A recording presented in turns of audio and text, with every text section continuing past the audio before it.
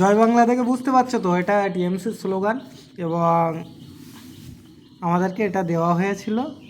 এখানে কিছু গুরুত্বপূর্ণ বিষয় তুলে ধরা হয়েছে, এগুলো যারা না জানো তারা দেখো, বুঝতে পারবে। ঠিক আছে, আশা করি সবাই ক্লিয়ার দেখতে পাচ্ছ ভিডিওতে।